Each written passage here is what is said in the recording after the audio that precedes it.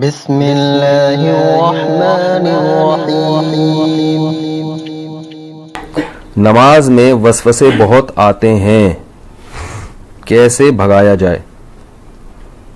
देखो, नमाज में वसवसे अगर इस तरह के आ रहे हैं ना, वसवसे दो तरह के होते हैं। बाद लोगों को तहारत यानी नापाकी का वसवसा शुरू हो जाता है कि पता नहीं हवा तो नहीं खारिज हुई है, पेशाब का कतरा तो नहीं निकला। तो उसके बारे में सही हदीस है कि जब तक 100% यकीन ना हो वजू टूटने का, उस वक्त तक यही समझा जाएगा कि वजू बाकी है।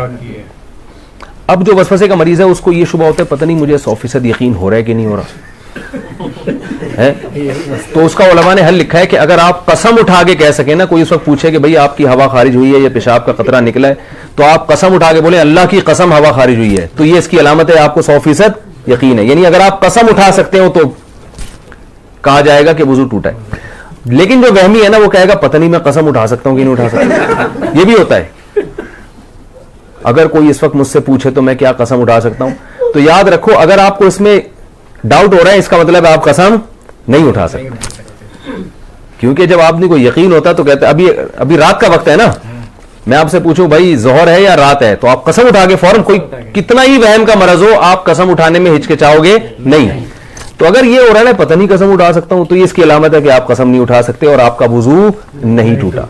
फिर ये फिक्र ना करें कि हकीकत में हवा खारिज हुई है नहीं हुई है, बस अल्लाह उसके रसूल ने जब कह दिया कि आपका वुजू बाकी है तो वुजू बाकी है। दूसरा वसवसा तजवीद का होता है। अल्हम्दुलिल्लाह को अल्हम्दु पता नहीं हा हलक से निकल रहा है कि नहीं निकल रहा, ये भी होता है।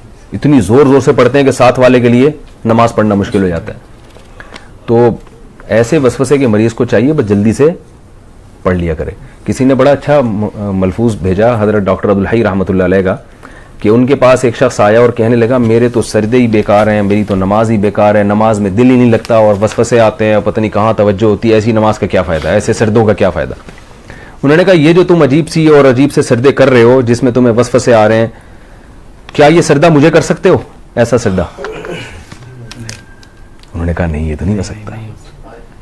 कितनी क्या प्यारी दलील है। उन्होंने कहा इसका मतलब है कि ये वही सजदा है जो सिर्फ किसके सामने होगा? अल्लाह के सामने। इसका मतलब ये कबूल हो रहा है, तभी ये किसी और के सामने नहीं हो सकता। तो वहम के मरीज को चाहिए भाई, इसी तरह जिन लोगों का नमाज में दिल नहीं लगता, ख्यालात आ रहे हैं, भाई है तो नमाज ना, यही ख्यालात वाली नमाज आप किसी और के सामने खड़े होकर कभी नहीं पढ़ोगे, ये अल्लाह ही के लिए। तो ये इससे मैंने ये सुना, मुझे इतना फायदा हुआ। मैंने कहा देखो यार कितनी हौसले की बात कर ली उन्होंने। भाई टूटी फूटी लंगड़ी लूली नमाज है तो अल्लाह के लिए ना, बाकी जाहिर है दिन भर मेहनत मजदूरी करेंगे तो ख्यालात तो आएंगे। ख्याल तो ऐसी चीज है जितना भगाओ और आएगा। वो लतीफा सुना है कुत्ते वाला? वो एक पीर साहब ने किसी को, जाली पीर थे ना, तो ये तावीज़ गंडों का काम बहुत करते हैं, तो इन्होंने किसी को तावीज़ दिया और 50-60 हज़ार रुपये उस तावीज़ की कीमत ली। उस देहाती को कहा कि ये तावीज़ है 50-60 हज़ार रुपये का है, और अब उनको पता था असर वरसर तो कुछ होगा नहीं, तो पैसे ये मांगने आ जाएगा। तो उन्होंने उस गंवार को, देहाती को कहा ये तावीज़ जब असर करेगा, जब घर में जब तुम दाखिल होना इस तावीज़ को लेके, तो काले कुत्ते का तस्वुर दिमाग में नहीं होना चाहिए। अब आप बताओ कौन घर में दाखिल होता है तो काले कुत्ते का तस्वुर होता है? किसी के भी नहीं होता। उन्होंने बोला जब घर में जाओगे तो काला कुत्ता नहीं होना चाहिए। अब वो कह रहे यार 50 हज़ार रुपये खर्च हो गए, और अगर काला कुत्ता दिमाग में आ गया तो सारा तावीज़ जाया।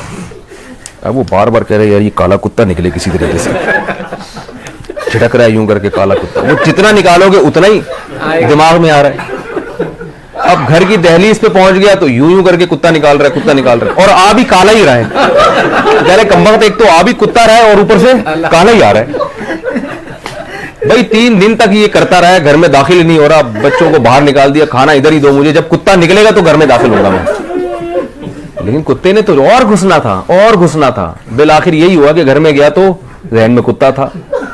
बाद में आया वो अपने जाली पीर से कहने लगा ये असर ही नहीं। उन्होंने मैं देखा, मुझे तो पता चल जाता तुम्हारे जहन में कुत्ता था, और अकीदत होगी कि एक तो उनको पता भी चल गया। तो वसवसा ऐसी चीज है जितना निकालोगे उतना ही आएगा। इसलिए हकीम उल उम्मा हजरत मौलाना शरफ अली थानवी रहमहुल्लाह ने लिखा है कि वसवसे का हल ये है कि ना निकालो ना खुद से सोचो, जो खुद से आ रहा है आने दो, आने दो। अल्लाह जब इसी वसवसे के साथ नमाज कबूल कर रहा है तो ठीक है। और वजू के बारे में सोचो ही नहीं, 3 दफा मुंह धो, उसके बाद सोचो ही नहीं यहाँ से कुछ यहाँ से कुछ। वहमी के मरीज हैं उनका कभी भी वजू नहीं हो सकता, उनको आप तालाब में डबो के निकालेंगे ना 6-6 दफा, फिर भी नहीं होगा उनका वुजू। तो ये बहुत बड़ी बीमारी है। इसलिए जो है ये वहम ऐसी बीमारी है कि डॉक्टरों, जो नफ्सियाती डॉक्टर होते हैं ना, उनको भी बीमारी हो जाती है ये। वहमियों का इलाज करते करते जो साइकेट्रिक होते हैं ना, ये भी हवाई बात नहीं है, ये भी तहकीक के बाद बता रहा हूं कि ये जो साइकेट्रिक होते हैं ना, जो नफ्सियाती इलाज करते हैं, कुछ दिनों के बाद इनको अपना इलाज भी करवाना पड़ता है। ये हकीकत है, आप किसी डॉक्टर से पूछ लें, किसी अपने से बड़े डॉक्टर के पास बैठे होंगे कि मुझे ये हो रहा है, ठीक है ना, क्योंकि हर वक्त इनके पास ऐसे मरीज आ रहे हैं जो उल्टी उल्टी बातें कर रहे हैं, तो थोड़ी देर में ये भी उल्टे उल्टे सोचना शुरू हो जाता है। कोई नॉर्मल बंदा ही नहीं आता इनके पास। तभी मैं वहमियों से बहुत डरता हूं। किसी को तलाक का वहम हो गया, किसी को जनाब तहारत का वहम हो गया, तो ज्यादा फोन आते हैं, फिर मैं उसको वहमियों की लिस्ट में डालता हूं। मैं कहूं भाई तू पागल है, हमको तो नहीं पागल बनाना, तो हम भी यही सोचना आना शुरू कर दें। इसलिए मैं 2-4 दफा अब नहीं बताऊंगा मसला।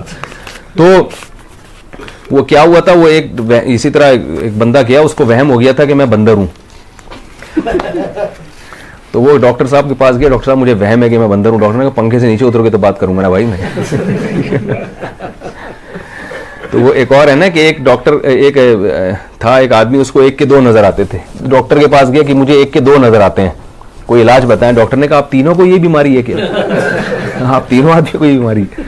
तो बाज़ दफा डॉक्टर खुद उसमें मुब्तला होता है। तो वहम का इलाज खुद ही कर सकते हैं भाई। वो क्या है कि वहम को लिफ्ट ना कराएं।